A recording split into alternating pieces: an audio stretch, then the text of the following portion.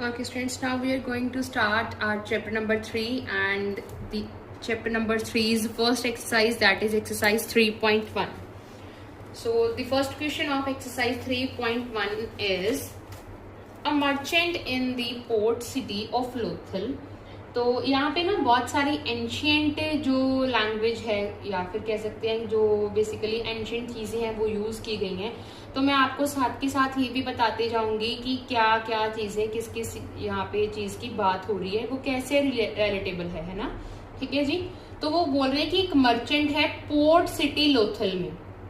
So I hope so कि बहुत सारे स्टूडेंट्स को पता होगा कि पोर्ट सिटी क्या होती है, वरना मैं आपको बता देती हूँ पोर्ट सिटी क्या होती है।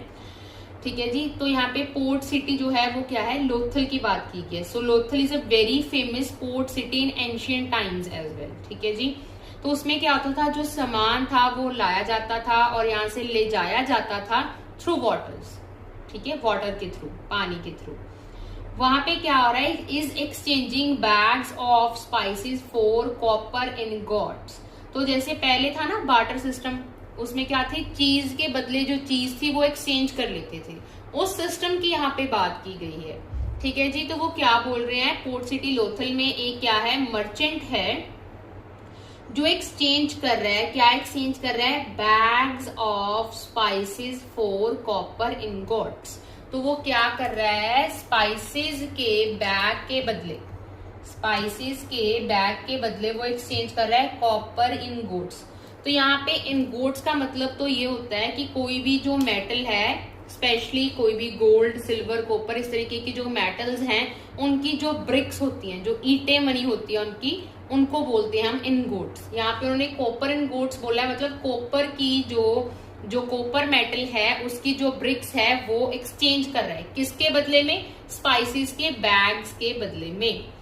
He receives 15 ingots for every 2 bags of spices. तो वो रिसीव कर रहा है 15 ingots for every 2 bags of spices. तो जैसे कि हमने सेकंड चैप्टर में भी ये चीज डिस्कस की थी, यहाँ पे भी वही है, एवरी की बात आ रही है। ईच एंड एवरी जहाँ पे वर्ड्स यूज होंगे वहां पे हमें अच्छे तरीके से फोकस करना है। तो यहाँ पे 2 बैग्स ऑफ स्पाइसेस के बदले उसको कितनी मिल रही है, इनगोट्स, 15 इनगोट्स मिल रही हैं। तो मुझे ऐसे लगता है कि बहुत सारे स्टूडेंट्स को ये चीज का डाउट होगा कि हम इसको कैसे यहाँ पे रिप्रेजेंट करें। क्या हमें ऐसे लिखना चाहिए 15 goats is equals to 2 bags of spices, या फिर हमें बैग्स ऑफ स्पाइसेस को लेफ्ट हैंड साइड पे रख के राइट हैंड साइड पे 15 इनगोट्स रखनी चाहिए। तो जो ऐसे तरीके की कंफ्यूजन्स होती है वो आपकी कैसे खत्म होंगी, जैसे जैसे आप जो क्वेश्चन है उसको रीड करते जाएंगे। ठीक है जी। तो एक बार सारा क्वेश्चन रीड कर लीजिए, उसके बाद आपको समझ में आएंगी बहुत सारी चीजें। जैसे कि अब वो सेकेंड लाइन में बोल रहा है, if he brings 12 bags of spices to the market. अगर वो 12 बैग लेके आता है स्पाइसेस के मार्केट में, तो उसको कितनी कॉपर इनगोट्स मिलेंगी, how many copper ingots will he leave with. तो उसके पास कितनी कॉपर इनगोट्स जो हैं वो रह जाएंगी। तो अब सबसे पहले जो हमारी कंफ्यूजन है उसको दूर करते हैं। तो अगर क्वेश्चन को ध्यान से एनालाइज करें तो वो क्या बोल रहे हैं, 2 बैग्स ऑफ स्पाइसेस के बदले उसको 15 इनगोट्स मिल रही हैं, तो 12 बैग्स के बदले उसको कितनी कॉपर इनगोट्स मिलेंगी। ठीक है जी। तो यहाँ पे क्या आएगा कि 2 बैग्स ऑफ स्पाइसेस के बदले उसको 15 इनगोट्स मिल रही हैं। अब जो क्वेश्चन था कि कौन सी चीज लेफ्ट हैंड साइड पे आएगी, कौन सी चीज राइट हैंड साइड पे, तो मैं आपको बता देती हूँ। क्योंकि यहाँ पे 2 बैग्स का गिवन है, 12 बैग्स के लिए हमें बताना है, और यहाँ पे ईच एंड एवरी की बात जो है वो बैग्स के लिए हुई है। ईच एंड एवरी की बात जो है वो बैग्स के लिए हुई है। तो हर एक 2 बैग्स के लिए उसको 15 इनगोट्स मिल रही हैं। हमें कितने के लिए निकालनी है, 12 बैग्स ऑफ स्पाइसेस के लिए निकालनी है। 12 बैग्स ऑफ स्पाइसेस के लिए उसको कितने इनगोट्स मिलेंगी वो हमें फाइंड करनी है। तो हम क्या करते हैं इस तरीके के क्वेश्चंस में से, क्योंकि ईच एंड एवरी की बात हो रही है, तो हम 2 में से सबसे पहले कहाँ पे शिफ्ट करेंगे, 1 बैग पे शिफ्ट करेंगे। तो जैसे ही हम यहाँ पे 1 बैग पे शिफ्ट करेंगे, हमें 1 बैग ऑफ स्पाइसेस का निकालना है, तो यहाँ पे जितने भी बैग्स होंगे 2 हैं 3 हैं जो भी हैं यहाँ पे राइट हैंड साइड पे क्या होगा डिवीजन में आ जाएंगे। अब उसके पास एक बैग के लिए कितने इनगोट्स होंगी 15/2 इनगोट्स होंगी, क्योंकि अब हमें यहाँ पे 12 बैग्स ऑफ स्पाइसेस निकालना है। 1 बैग के लिए हमें ये मिल गई क्वांटिटी। अब हमें कितने के लिए निकालनी है 12 बैग्स के लिए निकालनी है। तो जितनी क्वांटिटी इंक्रीज होती जाएगी उसको हम करते जाएंगे यहाँ पे मल्टीप्लाई। हमें ज्यादा सारी क्वांटिटी से एक में शिफ्ट होना है। अगर हमें ज्यादा सारी क्वांटिटी से एक में शिफ्ट होना है फिर तो वो क्वांटिटी यहाँ पे हो जाएगी डिवाइड, और सिर्फ तभी शिफ्ट हो सकते हैं अगर वहां पे ईच एंड एवरी की बात कर रहे हैं वो, या फिर 2 की है जब भी हमें एक पे शिफ्ट करना है तो यहाँ पे जितनी भी क्वांटिटी गिवन है वो क्या आ जाएगी डिवीजन में आ जाएगी। और जैसे ही क्वांटिटी को एक से ज्यादा में लेके जाना है, इंक्रीज करना है, तो कैसे होगा वो मल्टीप्लाई करके होगा। यहाँ पे क्या होगा मल्टीप्लाई करके इंक्रीज होगा। लेकिन जब हमें करना है इसको डिक्रीज क्वांटिटी में लेके आना है तो कैसे होगा डिवीजन करके होगा। ज्यादा से कम में आना है तो डिवाइड करके होगा, और कम ऐसे डायरेक्टली नहीं करनी है। सबसे पहले जितनी भी क्वांटिटी गिवन है उससे हम एक पे आएंगे। एक पे कैसे आएंगे, जो यहाँ पे क्वांटिटी गिवन है उसको यहाँ पे डिवाइड करके। और जब एक से ज्यादा में शिफ्ट करना है तो क्या करेंगे उतनी ही क्वांटिटी राइट हैंड साइड पे मल्टीप्लाई कर देंगे। तो 12 बैग्स ऑफ स्पाइसेस के लिए जो इनगोट्स मिलेंगी वो कितनी होंगी 15/2 मल्टीप्लाई बाय 12, क्योंकि एक बैग के लिए उसको कितनी मिल रही थी 15/2। कितने बैग्स के लिए अब हमें फाइंड करनी है 12 बैग्स के लिए, तो 12 बैग्स क्या हो जाएंगे साथ में मल्टीप्लाई हो जाएंगे। Now 2 1s are 2, 2 6s are 12, 15 into 6 is 90, तो उसको कितने इनगोट्स मिलेंगे 90 इनगोट्स मिलेंगे। तो आंसर क्या आएगा, उन्होंने पूछा था how many copper ingots will he leave with, therefore the merchant, क्योंकि मर्चेंट की बात हो रही थी यहाँ पे, the merchant will leave with 90 ingots. अब मर्चेंट के पास कितने इनगोट्स रह जाएंगे 90 इनगोट्स रह जाएंगे। सो यहाँ पे जो सबसे मेन चीज थी सीखने वाली वो था ये वाला concept. This is very important concept, ये बहुत सारे क्वेश्चंस में आपको हेल्प करेगा। ठीक है जी। Now the question number 2। So the question number 2 is, read करेंगे स्टेटमेंट पहले, that is look at the sequence of the numbers on one column of the Ishango bone. तो यहाँ पे क्या है, हमें सीक्वेंस ऑफ नंबर्स गिवन है एक कॉलम में, उसको हमें ऑब्जर्व करना है, लुक करना है। What do these numbers have in common, फिर ऑब्जर्व करके हमें ये बताना है कि इन नंबर्स में क्या चीज कॉमन है। List the next 3 numbers that fit this pattern. सबसे पहले हमें इस पैटर्न को ऑब्जर्व करना है, फिर देखना है कि इन सब में कॉमन क्या है। उसके बाद हमें इसके ही जो इस पैटर्न को फॉलो करें उससे रिलेटेड क्या बताने हैं, नेक्स्ट 3 नंबर्स बताने हैं। सो हमारे पास जो नंबर्स गिवन हैं दैट इज 11, 13, 17 एंड 19। तो हमारे पास नंबर कौन से गिवन हैं 11, 13, 17 एंड 19। हमें करना क्या है, इसके बाद ऐसा ही पैटर्न फॉलो करने वाली और 3 नंबर्स बताने हैं। तो अगर हम यहाँ पे ये चीज नोटिस करें कि कौन सा पैटर्न फॉलो कर रहे हैं, तो आप ये देखेंगे कि ये सारे जो नंबर्स हैं ये अपने टेबल पे या फिर वन पे या खुद के इटसेल्फ के टेबल के अलावा किसी भी और टेबल में नहीं आते। किसी भी और नंबर के टेबल में ये आपको नहीं दिखेंगे।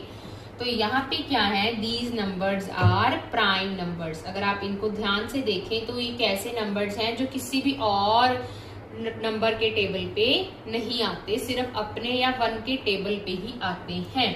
सो these kind of numbers are known as prime numbers. So the definition of the prime numbers is numbers that have only 2 factors, ऐसे नंबर जिनके कितने फैक्टर्स होंगे, सिर्फ 2 फैक्टर्स होंगे। दैट इज कौन कौन से? 1 and itself, वो खुद एंड 1, ठीक है, वो खुद एंड 1। तो ये होगी definition for the prime numbers. अब अगर आप इनको, किसी बच्चे को प्राइम नंबर्स की डेफिनेशन नहीं पता थी, तो प्राइम नंबर्स की डेफिनेशन क्या है? ऐसे नंबर्स जिनके जो फैक्टर्स हैं वो क्या हो, या तो 1 हो या फिर वो खुद हो, जैसे कि 2 है, 3 है, 5 है, 7 है, ठीक है, इस तरीके के जो नंबर्स हैं वो। तो यहाँ पे अगर आप पैटर्न देखें तो 11 है, 13 है, 17 है, 19 है। So the given numbers are prime numbers.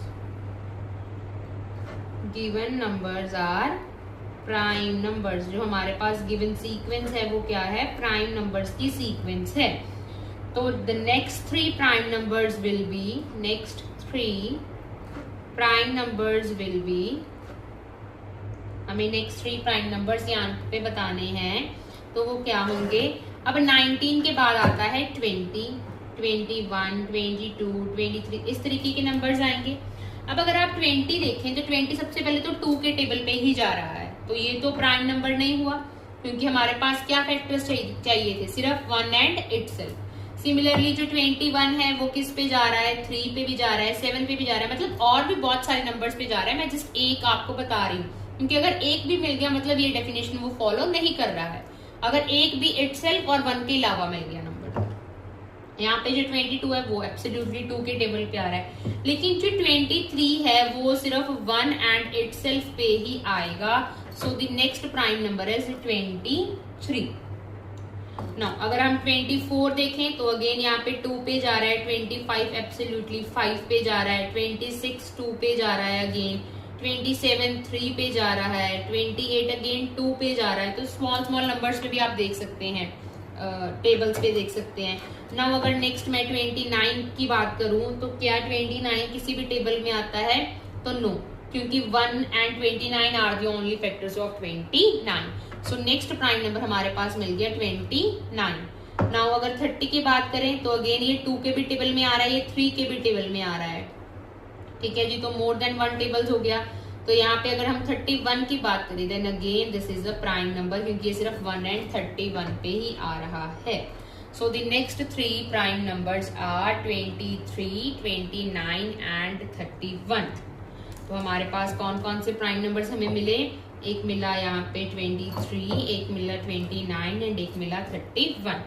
And prime numbers की जो डेफिनेशन है वो मैंने आपको यहाँ पे मेंशन किया, आप अच्छी तरीके से समझ सकते हैं what are the prime numbers. और मैंने आपको इसीलिए यहाँ पे सारे नंबर्स करके बताए हैं ताकि आपको समझ आए कि प्राइम नंबर्स होते क्या हैं और हमने उनको कैसे देखना है, ठीक है जी। Now the next question number 3।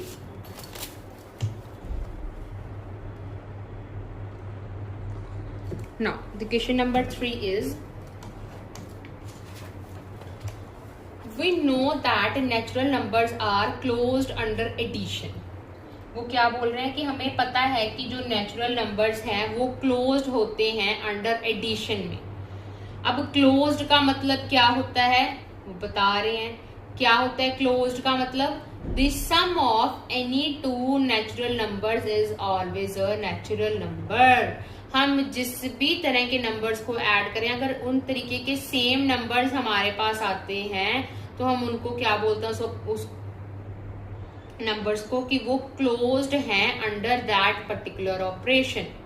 तो अब वो यहाँ पे क्या बोल रहे हैं? Are they closed under subtraction? क्या वो सब्ट्रैक्शन के अंडर भी क्लोज्ड हैं? Proved a couple of example to justify your answer. तो हमें यहाँ पे कुछ एग्जाम्पल्स लेनी है और जस्टिफाई करना है हमारा पॉइंट।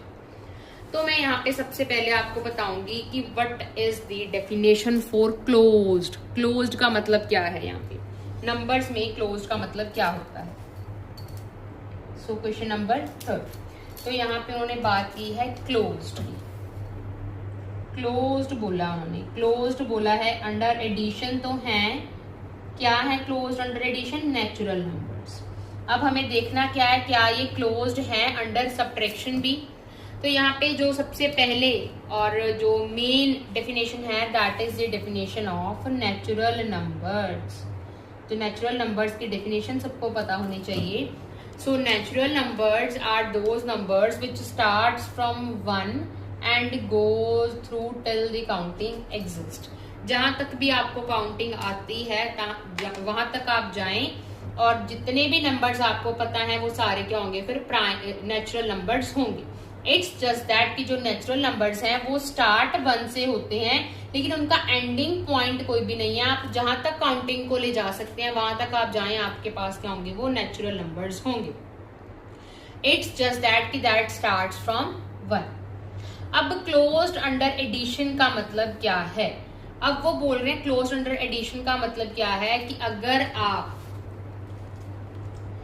कोई भी दो नेचुरल नंबर्स को ऐड करेंगे तो आपके पास क्या आएगा, एक नेचुरल नंबर ही आएगा। सो क्लोज का मतलब क्या है कि अगर दो नेचुरल नंबर्स को हम ऐड करेंगे तो आपके पास क्या आएगा, एक नेचुरल नंबर ही आएगा। तो यहाँ पे बेटा क्लोज का मतलब मैथमेटिक्स में ये होता है कि जिस भी तरीके के नंबर्स, जिस भी कैटेगरी के नंबर्स आप यहाँ पे ले रहे हैं और जो भी ऑपरेशन आप वहां पे लगा रहे हैं, जैसे मैंने नेचुरल में नेचुरल नंबर्स ऐड किए और मेरे पास नेचुरल नंबर ही आ रहा है, that means it is closed under addition, जो भी ऑपरेशन है वो। अब यहाँ पे अगर हम वो होल नंबर्स की बात करते हैं तो होल नंबर्स में भी यही चीज है, अगर आप होल में होल ऐड करोगे तो आपके पास एक होल नंबर ही आएगा। That means whole numbers are also closed under addition. So closed का मतलब क्या है, अगर हम सेम टाइप ऑफ नंबर्स में सेम टाइप ऑफ नंबर्स अगर ऐड कर रहे हैं तो भी जो आंसर आ रहा है वो भी सेम टाइप ऑफ नंबर ही आ रहा है, तो हम उसको क्या बोलते हैं, क्लोज्ड बोलते हैं। सो क्लोज्ड क्या होती है प्रॉपर्टी की, जैसे जो होल नंबर्स हैं दैट स्टार्ट फ्रॉम 0, ठीक है, जो होल नंबर्स हैं वो 0 से स्टार्ट होते हैं, ठीक है जी। तो ये तो डेफिनेशन होती है होल नंबर्स की। Whole number starts from 0 and natural number starts from 1। अब अगर यहाँ पे हम देखें नेचुरल नंबर, कोई भी नेचुरल नंबर ले लें, जैसे कि मैंने 7 ले लिया। अब 7 में अगर आप कोई और नेचुरल नंबर ऐड करते हो, 2 भी नेचुरल नंबर है, तो आपके पास जो आंसर आ रहा है वो भी अल्टीमेटली क्या आएगा, नेचुरल नंबर ही आएगा। अब अगर हम होल नंबर्स की बात करें वो भी क्लोज होते हैं अंडर एडिशन, तो यहाँ पे कैसी एग्जांपल होगी कि अगर आप होल्स में होल नंबर ऐड करोगे तो आपके पास होल नंबर ही आएगा। सो अगर आप यहाँ पे 1 + 2 करते हो, क्योंकि यहाँ पे जो मेजर कैटेगरी है वो नेचुरल्स वाली फॉलो हो रही है, अगेन 3 आएगा तो वो भी एक होल नंबर है। सो यहाँ पे क्या है, सिर्फ 0 की बात, अगर 0 में आप कोई भी नंबर और ऐड करोगे तो वो अगेन जो नंबर आएगा वो क्या होगा, होल नंबर होगा। तो क्लोज का मतलब क्या है, सेम टाइप ऑफ नंबर्स में अगर same type of categories of number add करें तो आंसर भी वही कैटेगरी ऑफ नंबर्स आए, that means it is close under addition, ठीक है जी। अब जो हमारे पास उन्होंने बोला है कि क्या ये क्लोज्ड है अंडर सब्ट्रैक्शन। अब हमारे पास क्वेश्चन ये है कि is this is closed under subtraction, ये क्वेश्चन मार्क है हमारे पास कि अगर आप नेचुरल्स में नेचुरल्स ऐड करते हो तो क्या आपके पास नेचुरल नंबर ही आएगा। तो जैसे कि मैंने यहाँ पे जो 2 नंबर्स ऊपर लिए थे वही सेम एग्जांपल लेती हूँ कि अगर ऐड कर रहे थे फिर तो वो नेचुरल नंबर आ रहा था। अब अगर मैं इनको सब्ट्रैक्ट करूं तो क्या मेरे पास नेचुरल नंबर ही आएगा। सो अगर मैं यहाँ पे करूं 7 - 2 दैट इज 5। सो 5 तो हमारे पास क्या है, नेचुरल नंबर है, ठीक है। क्या अगर मैं इसको इन्वर्स कर दूं यहाँ पे, यानी कि 2 - 7 कर दूं, अगर मैं 2 को आगे ले आऊं 7 को पीछे ले आऊं तो दैट इज प्लस माइनस होगा, तो माइनस ही, लेकिन साइन क्या आएगा, लार्जर नंबर का। तो लार्जर नंबर यहाँ पे 7 है और 7 के आगे जो साइन है वो उस नंबर का होता है। So plus minus minus sign जो आएगा वो लार्जर नंबर का आएगा। So the answer is -5। तो क्या -5 एक नेचुरल नंबर है, then the answer is no, -5 is not a natural number. -5 एक नेचुरल नंबर नहीं है। ऐसे आपके पास बहुत सारी एग्जाम्पल हो जाएंगी। आप 2 - 3 करिए, -1, again it is not a natural number, ठीक है। अगर इवन आप इटसेल्फ में से माइनस करते हैं, अगर मैं यहाँ पे 7 - 7 करूं, it is 0, that is again not a natural number. 0 भी नेचुरल नंबर नहीं है, ठीक है जी। तो वही चीज आपने यहाँ पे उन्होंने बोला था कि कुछ एग्जाम्पल से जस्टिफाई करें, तो ऐसी बहुत सारी एग्जाम्पल है जो इसको जस्टिफाई कर रही हैं। आप वो देख सकते हैं, कोई भी और 2 नंबर्स लेके उनको सॉल्व करके आप देख सकते हैं यहाँ पे कुछ। ठीक है जी। So now the question number 4th। So the question number 4th is the our last question of this exercise. So with this question our exercise will be completed. Now the question number 4th is, ancient Indian used the joints of their fingers to count, a practice still seen today. Ancient Indians यानी कि जो पुराने लोग थे, जो पुराने Indians थे, वो क्या करते थे, फिंगर्स के ज्वाइंट्स को यूज करते थे। यहाँ पे फिंगर्स में जो ये ज्वाइंट्स हैं, इन फिंगर्स के ज्वाइंट्स को वो यूज करते थे किसके लिए, काउंट करने के लिए। ठीक है ना। आप देखेंगे कि जब आप स्मॉलर क्लासेस में थे ना, तो आपको ऐसे ही काउंट करना सिखाया गया था, 1 2 3 4 5 6 ऐसे। ठीक है जी। तो ऐसे ही काउंट करना, ऐड करना ऐसे ही सिखाते हैं। जैसे कि 7 में 2 ऐड करना, तो हम ऐसे करते 1 2 3 4 7 में फिर 2 और जोड़ देते थे, देखते थे सबको काउंट करके 9 है। तो इस तरीके से सबने एडिशन सीखी थी। जरूर कभी ना कभी आपने यूज किया होगा ये जो फिंगर्स वाला सिस्टम है। Each finger has 3 joints. तो आप देखेंगे कि हर एक, जैसे हमारे पास 4 फिंगर्स होती हैं, so basically fingers are 4 and 1 is thumb. तो 4 फिंगर्स है अगर हमारे पास, हर एक फिंगर में कितने ज्वाइंट्स होते हैं, 3 ज्वाइंट्स होते हैं। ठीक है जी। And the thumb is use to count them. अब क्या करते थे, थंब यूज करते थे उनको काउंट करने के लिए, जैसे कि 1 2 3 ऐसे थंब को यूज करते थे उनको काउंट करने के लिए। How many can you count on 1 hand. अब हम एक हाथ में हम कितने काउंट कर सकते थे। ठीक है। How does the relate to the ancient base 12 counting system. और 12 काउंटिंग सिस्टम से ये कैसे रिलेट करता है, ठीक है, वो हमने देखना है। तो बहुत सारे ये जो सिस्टम है ना, ये अभी तक चल रहा है। बहुत सारी चीजों को हम 12 में मेजर करते हैं। जैसे कि हम डजन्स ऑफ बनाना की एग्जांपल लें, तो हम बोलते हैं डजन्स ऑफ बनाना। डजन्स में कितने होते हैं, 1 डजन में 12 ही होते हैं। So dozens of banana, these kind of examples are still existing of ancient time 12 number system, 12 counting system, sorry. ठीक है जी। तो यहाँ पे क्या है, उन्होंने बोला ईच फिंगर की बात कर रहे हैं। Each finger has 3 joints. Each finger में कितने ज्वाइंट्स होते हैं, 3 ज्वाइंट्स होते हैं। अब हमारे पास जो नंबर ऑफ फिंगर्स हैं वो है कितनी फिंगर्स हैं हमारे पास, 4 ही फिंगर्स हैं। ठीक है जी। ऑब्वियसली फिंगर्स की बात हो रही है तो थंब जो है वो एक्सक्लूड किया गया है यहाँ पे। तो टोटल कितने ज्वाइंट्स हो जाएंगे हमारे पास, 4 फिंगर्स थी, एक फिंगर में 3 ज्वाइंट्स हैं, तो 4 फिंगर्स में कितने ज्वाइंट्स हो जाएंगे, 12। ठीक है जी। एक फिंगर में 4 ज्वाइंट है, ठीक है, सॉरी, एक फिंगर में 3 ज्वाइंट्स हैं। टोटल हमारे पास 4 फिंगर्स हैं, तो कितने ज्वाइंट्स हो जाएंगे, 4 into 3 दैट इज 12। तो हमारे पास कितने ज्वाइंट्स हो जाएंगे, टोटल 12 हो जाएंगे। So that means so we can count up to 12। हम कितने तक काउंट कर सकते हैं फिंगर्स पे, 12 तक काउंट कर पाएंगे यूजिंग 1 हैंड, अगर एक हैंड में हम देखें। ठीक है। तो यहाँ पे similarly that is the relation to the base 12 system, क्योंकि एक हाथ में जो काउंटिंग है वो सिर्फ 12 तक ही रीच कर सकती है। That means it leads to the system that is 12 counting system, base 12 counting system, जो कि एंशिएंट टाइम में यूज होता था। ठीक है जी। तो उन्होंने यही चीज हमें पूछा था, how many can you count on 1 hand. एक हैंड में कितने काउंट कर पाएंगे आप, 12 तक काउंट कर पाएंगे यूजिंग 1 हैंड, एक हैंड को यूज करके। अगर आपको इस तरीके से नहीं समझ में आए तो ये देखिए 1 2 3 4 5 6 7 8 9 10 11 12। उन्होंने फिंगर्स पूछी थी, 4 फिंगर्स हैं, 3 ज्वाइंट्स हैं, दोनों को आपस में मल्टीप्लाई करेंगे तो आपके पास क्या आ जाएंगे, टोटल ज्वाइंट्स आ जाएंगे। ठीक है। So this explains the origin of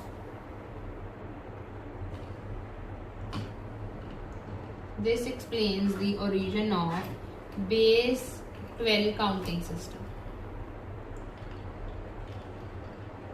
ठीक है जी। तो अगर आपके पास एक हैंड है, अगर आप देखें ऐसा हैंड है अगर आपके पास, ऑब्वियसली तो यहाँ पे क्या होगा, 3 ज्वाइंट्स होते हैं, 3 ज्वाइंट्स होते हैं, 1 2 एंड 3।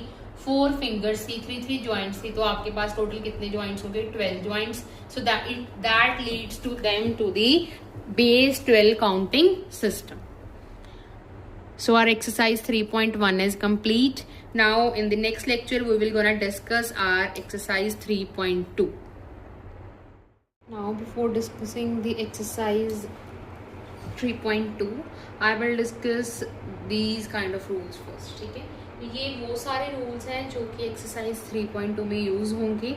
कुछ ऐसी टर्म्स हैं, कुछ ऐसे वर्ड्स हैं जो कि जानने बहुत ज़्यादा ज़रूरी हैं आपके लिए. And I had not make that introduction video of this chapter. इस चैप्टर में मैंने क्या चीज़ फॉलो की है कि मैं जैसे एक्सरसाइज स्टार्ट कर रही हूँ तो उससे पहले उस एक्सरसाइज के रिगार्डिंग जो भी डेफिनेशंस हैं इम्पॉर्टेंट, या जो भी आपको बताने वाली टर्म्स हैं कुछ या बेसिक्स हैं, वो मैं सारे एक्सरसाइज जो है स्टार्ट करने से पहले ही डिस्कस करूँगी. बिकॉज ये होते बहुत इंपॉर्टेंट हैं. जो इंट्रोडक्शन वीडियोज़ हैं वो बहुत ज़्यादा इंपॉर्टेंट होती हैं, बट स्टूडेंट्स स्किप कर देते हैं. तो साथ ही साथ अगर करने का फर्स्ट एडवांटेज ये है कि स्टूडेंट्स को समझ में आएगा, याद रहेगा कि क्या क्या चीज़ें हमने यहाँ पे पढ़ी थी. ठीक है जी. सो नाउ सबसे पहले क्या है, ब्रह्मगुप्ताज rules for zero.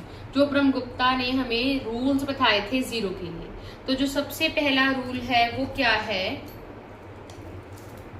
when a zero is added to a number the number remains unchanged. यानी कि अगर जीरो जो है वो ऐड किया जाएगा किसी भी नंबर में तो नंबर क्या रहेगा, अनचेंज्ड रहेगा. मतलब नंबर में कोई भी चेंज नहीं आएगा. अब इससे क्या मतलब है, यानी कि अगर कोई भी यहाँ पे अगर जब भी हम जनरल में बात करते हैं तो मैंने बताया था आपको कि वेरिएबल्स लेके बात करते हैं. So here A is representing every kind of number. तो हम यहाँ पे ए की जगह अगर कोई भी नंबर लें और उसमें जीरो ऐड करें तो हमारे पास वही नंबर आता है. ये तो बहुत सिंपल है, सब स्टूडेंट्स को पता होगा. जैसे हम फॉर एग्जाम्पल 2 में अगर जीरो ऐड करते हैं तो हमारे पास 2 ही आता है, 3 में जीरो ऐड करते हैं तो 3 ही आता है. सो अगर हम जीरो में कोई भी नंबर ऐड करते हैं तो जो रिजल्ट है वो अनचेंज्ड रहता है, सेम ही नंबर आ जाता है हमारे पास. Now the second one is when zero is subtracted from a number the number remains unchanged. अब अगर जीरो सबट्रैक्ट किया जाएगा किसी नंबर में से, क्या होगा, जीरो सबट्रैक्ट किया जाएगा किसी भी नंबर में से तो भी क्या होगा, जो नंबर होगा वो क्या रहेगा, अनचेंज्ड रहेगा. अगर हम किसी वेरिएबल ए में से जीरो को सबट्रैक्ट करते हैं तो भी हमारे पास सेम वेरिएबल ए ही रहेगा. ठीक है जी. इसके लिए भी सेम एग्जांपल्स, अगर 2 में से जीरो को सबट्रैक्ट करते हैं तो 2 ही रहता है, 3 में से जीरो को सबट्रैक्ट करते हैं तो 3 ही रहता है. अब ये चीज बड़ी इंपॉर्टेंट है that when any number is multiplied with zero तो भी क्या रहेगा, रिजल्ट क्या आ जाएगा, हमारे पास जीरो ही आ जाएगा. अगर हम किसी भी नंबर को, यानी कि a अगर कोई वेरिएबल है, इसको जीरो के साथ मल्टीप्लाई करते हैं, सो the answer will be zero, not a but the answer is zero. क्योंकि नंबर्स में तो ये चीज हम बहुत प्रोमिनेंटली, बहुत कॉमनली यूज करते हैं, that is 2 multiply by zero is zero, 3 multiply by zero is zero. Any number, चाहे वो पॉजिटिव है चाहे वो नेगेटिव है, अगर हम उस नंबर को जीरो के साथ मल्टीप्लाई करेंगे तो हमारा आंसर क्या आएगा, जीरो ही आएगा. सिमिलरली यहाँ पर भी अगर मैं यहाँ पे -3 लेती तो यहाँ पे आंसर भी क्या आएगा, -3 ही आएगा, नेगेटिव नंबर ही आता. सिमिलरली यहाँ पे भी अगर -3 लेते तो -3 ही आता. यानी कि जीरो में चाहे आप पॉजिटिव नंबर ऐड करो चाहे नेगेटिव नंबर ऐड करो, सेम ही नंबर आएगा. The result remains unchanged. जो नंबर आपने लिया था वही आपका आंसर आएगा. सिमिलरली सब्ट्रैक्शन में, लेकिन यहाँ पे जब हम मल्टीप्लाई करते हैं जीरो के साथ तो आंसर क्या आता है, जीरो. से कोई भी फर्क नहीं पड़ता कि नंबर पॉजिटिव है या फिर नेगेटिव. अगर यहाँ पे भी -3 इंटू जीरो करूँ तो जीरो ही आएगा. अब ये जो दोनों टर्म्स हैं ये बहुत इंपॉर्टेंट है, ये एक्सरसाइज 3.2 में यूज होंगी. That is first term is fortune, that means धना. That means positive numbers representing wealth और एसेट्स. तो जब आप फॉर्चून यानी कि धना की बात कर रहे हैं उसमें क्या होगा, पॉजिटिव नंबर्स की बात होगी. और ये पॉजिटिव नंबर्स क्या रिप्रेजेंट करेंगे, वेल्थ रिप्रेजेंट करेंगे एंड एसेट्स रिप्रेजेंट करेंगे. सो बहुत इंपॉर्टेंट है, यानी कि अगर आपकी इनकम में यानी कि वेल्थ में कुछ भी एड ऑन हो रहा है तो वो किससे रिप्रेजेंट होगा? पॉजिटिव नंबर से। डेब्ट्स क्या होता है?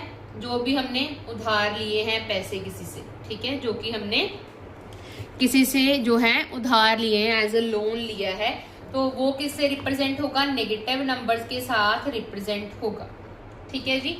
तो अगर हमारी इनकम में से कुछ चीज जो है वो हमने दे दी है या लॉस है, बेसिकली जो लॉस है वो भी क्या आएगा? नेगेटिव साइंस के साथ ही आएगा। लेकिन जो प्रॉफिट है वो क्या होगा? हमारी इनकम में ऐड होगा, तो वो किसके साथ आएगा? प्लस के साथ आएगा, ठीक है। अगर मैं यहाँ पे एक एग्जांपल लूं कि आपके पास कोई टोटल इनकम है 200 रुपीज की, ठीक है जी। अब जो इनकम है वो आपके पास है ना, तो ये क्या आएगा? एक पॉजिटिव साइन के साथ आएगा।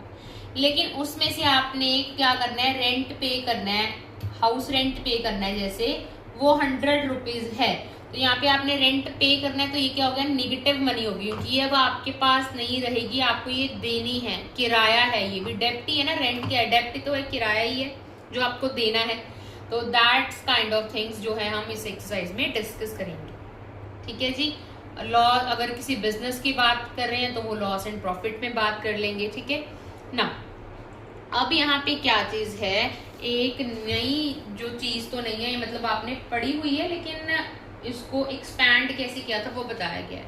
तो ब्रह्मगुप्ता ने सिस्टम जो है वो एक्सपैंड किया था कि जीरो है, जो जीरो के इस साइड नंबर्स आएंगे वो क्या होंगे? पॉजिटिव नंबर्स आएंगे, और जीरो के लेफ्ट हैंड साइड पे जो नंबर्स आएंगे वो क्या होंगे? नेगेटिव नंबर्स होंगे।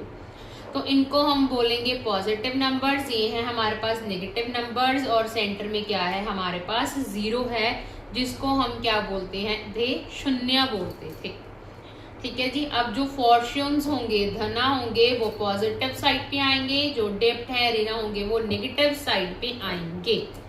और जो इंटीजर्स होते हैं वो हमारे पास क्या होते हैं? पॉजिटिव नंबर्स, प्लस जीरो भी आएगा, प्लस नेगेटिव नंबर्स भी आएंगे, वो हमारे पास क्या होंगे? इंटीजर्स होंगे, ठीक है, जिनको हम पॉजिटिव इंटीजर बोलेंगे और नेगेटिव इंटीजर्स बोलेंगे। आई रिपीट माई सेल्फ, यहाँ पे मैंने किसी भी डेसिमल नंबर्स की बात नहीं की है, पॉजिटिव नंबर्स यानी कि यहाँ पे नेचुरल, पॉजिटिव नेचुरल नंबर्स की बात हो रही है, ठीक है जी। तो positive numbers and negative numbers में डेसिमल्स की बात नहीं हो रही है, जस्ट जो पॉइंटेड नंबर्स हैं यहाँ पे, इस तरीके के नंबर्स लाइक 1 2 3 4, इस तरीके के नंबर्स क्या होंगे? इंटीजर्स होंगे, ठीक है जी। अब जो इंटीजर्स है इनका जो सिंबल है दैट इज दिस जी, ठीक है। और जो ये इंटीजर्स है, ये हमने कहाँ से लिया हुआ है? This is a German word ज़ेलिन। ये जो एक जर्मन वर्ड था ज़ेलिन, वहां में उसमें से हमने ये जो है इंटीजर्स वर्ड लिया है। उसका मतलब क्या है? ये जो है एक जर्मन वर्ड में से लिया गया है, दैट इज ज़ेलिन।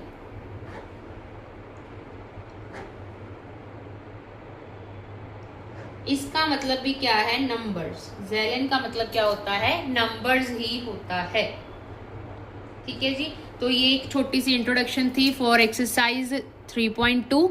अब हम स्टार्ट करेंगे यार एक्सरसाइज 3.2, ठीक है जी। बहुत ही इजी सी चीजें थी, लेकिन ना कुछ समटाइम्स ये जो बेसिक्स हैं ये हमें कंफ्यूज कर देते हैं, हमें समझ में नहीं आते हैं कि क्या चीज वहां पे वो लैंग्वेज की फॉर्म में बोल रहे हैं। That's why I had cleared all things before starting this exercise, ठीक है जी। Now without wasting our time, let us start our exercise 3.2.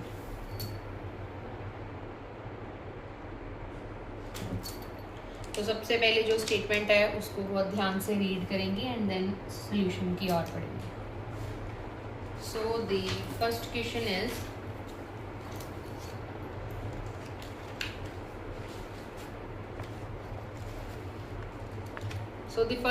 Is, the temperature in the high altitude desert of Ladakh। कहते हैं जो temperature है high altitude desert of Ladakh में वो record कर रहे हैं, जिसमें क्या चीज है? 4 डिग्री सेल्सियस है नून में टेम्परेचर, ठीक है, क्योंकि वो आपको पता है कि थोड़े से ठंडे इलाके हैं तो उनकी बात कर रहे हैं वो। So by midnight it drops by 15 degree Celsius. तो मिडनाइट में जो टेम्परेचर है वो और गिर गया है, और कितना गिर गया है, 15 डिग्री सेल्सियस और गिर गया है। What is the midnight temperature? अब उन्होंने हमें क्या फाइंड करने के लिए बोला है, मिडनाइट टेम्परेचर फाइंड करने के लिए बोला है। ठीक है जी, तो सबसे पहले उन्होंने क्या चीज हमें बोली थी कि जो इनिशियल टेम्परेचर है, स्टार्टिंग में जो टेम्परेचर था एट नून जो था वो इनिशियल टेम्परेचर था। इनिशियल मतलब स्टार्टिंग टेम्परेचर, या फिर आप लिख सकते हैं टेम्परेचर इन द नून में कितना टेम्परेचर था, 4 डिग्री सेल्सियस टेम्परेचर था। ठीक है जी, उन्होंने बोला मिडनाइट में जो टेम्परेचर है वो क्या हो गया, ड्रॉप हो गया बाय 15। अब उन्होंने बोला ड्रॉप्स बाय 15 डिग्री सेल्सियस। अब जो टेम्परेचर एक्चुअल में था उसका, मिडनाइट में क्या हुआ, टेम्परेचर ड्रॉप हो गया। ड्रॉप मतलब गिर गया।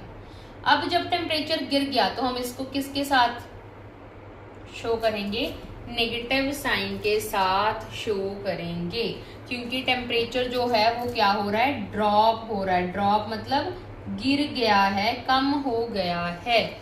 सो किसी भी चीज को जो जब वो कम होती है उसको हम किसके साथ डिनोट करते हैं, नेगेटिव साइन के साथ डिनोट करते हैं। ठीक है जी, नेगेटिव साइन का मतलब ही क्या है कि कोई चीज ड्रॉप हो गई है, गिर गई है। ठीक है जी, अब उन्होंने हमें क्या बोला था बताने के लिए, मिडनाइट टेम्परेचर बोला था। क्या बोला था, मिडनाइट टेम्परेचर बोला था। वो कैसे आएगा, इनिशियल टेम्परेचर माइनस जो टेम्परेचर ड्रॉप हुआ है वो, इनिशियल टेम्परेचर कितना था, 4 डिग्री सेल्सियस था। अब वो क्या हुआ है, ड्रॉप हुआ है, कितना हुआ है, 15 डिग्री सेल्सियस। ठीक है ना, क्योंकि ड्रॉप हुआ है टेम्परेचर, एक्चुअल जो टेम्परेचर था वो ये था 4 डिग्री। अब उन्होंने बोला कि ड्रॉप हो गया है, कम हो गया है, तो माइनस करके बताएंगे कि टोटल जो टेम्परेचर है वो कितना है। So the temperature is -11 degree Celsius. So at midnight the temperature is -11 degree Celsius. Therefore the midnight temperature is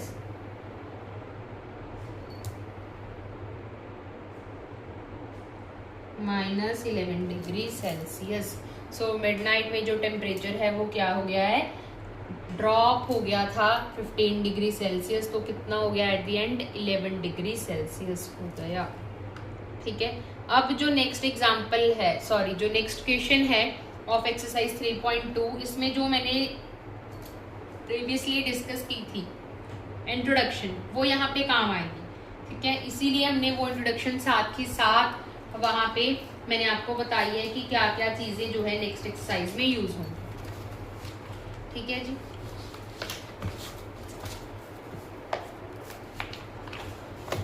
now question number 2 is a spice trader takes a loan. अब यहाँ पे उसने क्या लिया, लोन लिया। लोन जब भी लेंगे दैट मीन्स वो कर्ज है हमारे ऊपर, दैट मीन्स दैट इज डेब्ट। लोन जो है वो हमेशा क्या होता है, हमारे पास डेब्ट होता है।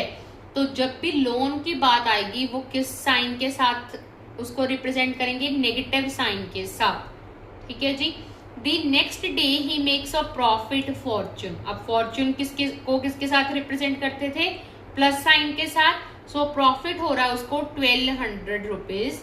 द फॉलोइंग वीक ही इनकर्स अ लॉस। अब मैंने लॉस के लिए कौन सा साइन बताया था, नेगेटिव साइन।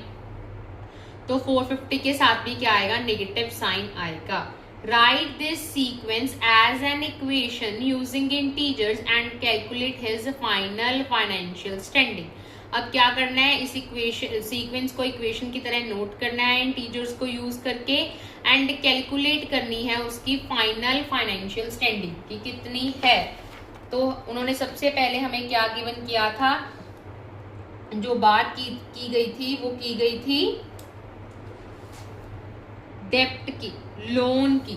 ठीक है जी, तो यानी कि जब भी आपके पास लोन वर्ड आ रहा है दैट मीन्स इट इज डेप्ट। अगर उन्होंने एग्जाम में नहीं मेंशन किया डेप्ट वर्ड, लोन मेंशन किया है, दैट ऑल्सो मीन्स कि आप इसको किस साइन के साथ लेंगे, नेगेटिव साइन के साथ लेंगे, क्योंकि लोन जो है वो अल्टीमेटली क्या है, डेप्ट ही है, कर्ज ही है। That is of ₹850।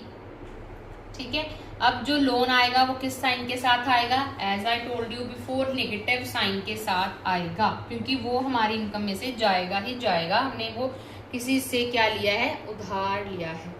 Dept means कि आपने किसी से कोई कर्ज जो है वो लिया है ना। उसके बाद उन्होंने किस चीज की बात की थी, प्रॉफिट की बात की थी। प्रॉफिट जो है उसको हम किस से साइन के साथ करेंगे, पॉजिटिव साइन के साथ, क्योंकि प्रॉफिट जो है वो हमारा क्या है, फॉर्च्यून है। प्रॉफिट क्या है हमारा, फॉर्च्यून है।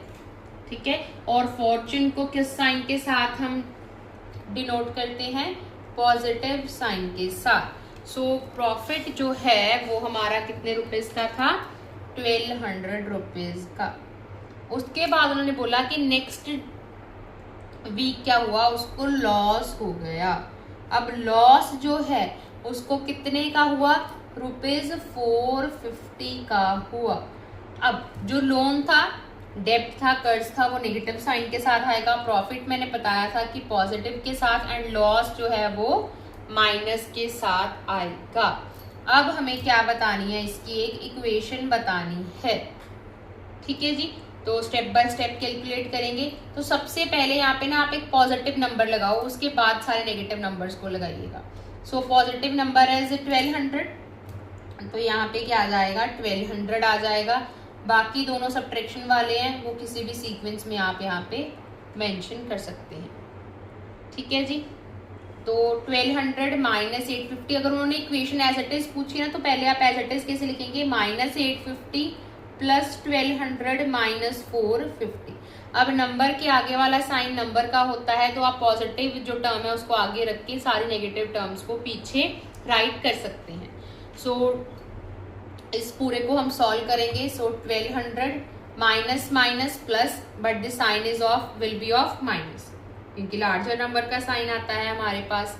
ठीक है, तो अब हमारे पास यहाँ पे 850 और 450 को अगर हम ऐड करेंगे तो क्या आएगा, 1300 आएगा। माइनस माइनस क्या होता है, मैं यहाँ पे बता देती हूँ। माइनस माइनस क्या होता है, हमारे पास प्लस होता है, लेकिन जो साइन आता है, यहाँ पे जो साइन लगाएंगे ऑपरेशन यूज होगा प्लस, क्योंकि मैंने देखिए दोनों को ऐड किया है, लेकिन जो साइन आएगा वो कौन सा आएगा, लार्जर नंबर का आएगा। जो भी दोनों में से लार्जर नंबर है उसके आगे जो भी साइन होगा वो आएगा। नाउ अगेन प्लस माइनस क्या होता है, माइनस होता है। 1200 में से 1300 माइनस करेंगे, हमारे पास क्या आएगा, 1300 आएगा। लेकिन दोनों में से जो भी नंबर बड़ा है उसके आगे वाला साइन ही यहाँ पे आएगा, दैट इज -100। अब नेगेटिव का मतलब क्या है, कि अभी भी वो लॉस में जा रहा है। नेगेटिव साइन का मतलब क्या है, कि उसको अभी भी जो बिजनेस है वो क्या है, लॉस में जा रहा है। इसलिए उन्होंने एंड में पूछा था उसकी फाइनेंशियल स्टैंडिंग क्या है। So his financial standing is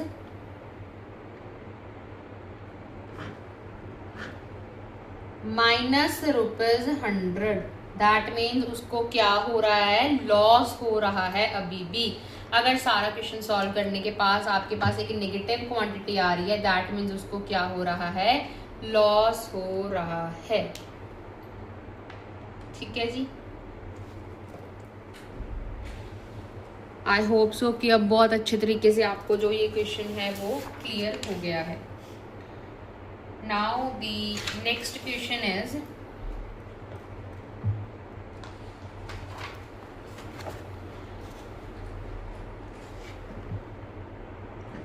calculate the following using Brahmagupta's law।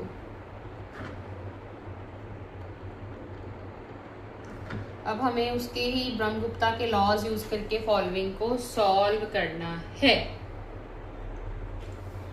अब ब्रह्मगुप्ता के जो लॉज थे वो मैंने आपको इस एक्सरसाइज को स्टार्ट करने से पहले बताए थे।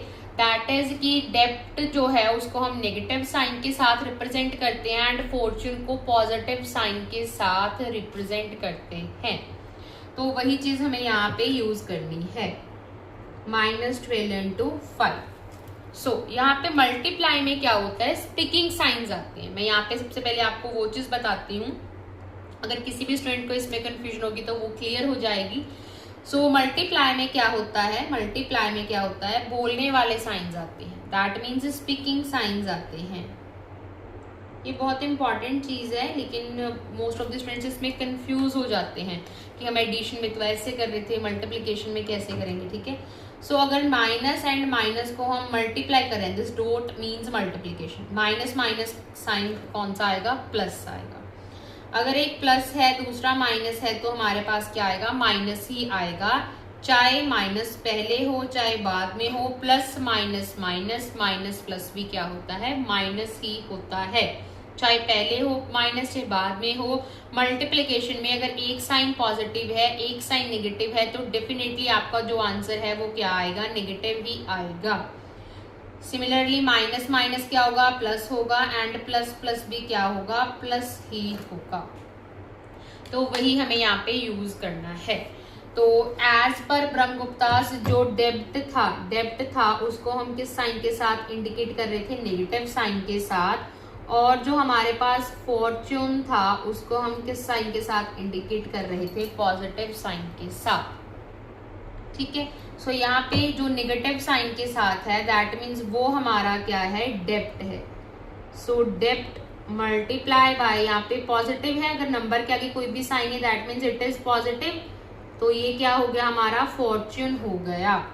सो अब हमें ये देखना है कि अगर हम डेब्ट को फॉर्च्यून के साथ मल्टीप्लाई करेंगे तो हमारे पास जो सोल्यूशन आएगा वो क्या आएगा, ठीक है जी। सो यहाँ पे क्या आएगा, -12 मल्टीप्लाई बाय 5। अब हमने यहाँ पे देखा था कि माइनस प्लस भी आंसर क्या आता है, माइनस ही आता है। सो 12 into 5 is 60। सो हमारे पास डेब्ट को जब फॉर्च्यून के साथ मल्टीप्लाई करेंगे तो सोल्यूशन क्या आएगा, डेब्ट ही आएगा, ठीक है। तो इस तरीके से हमें सारे जो आगे पार्ट्स हैं, जो 3 मोर पार्ट्स हैं, वो भी ऐसे ही सॉल्व करने हैं।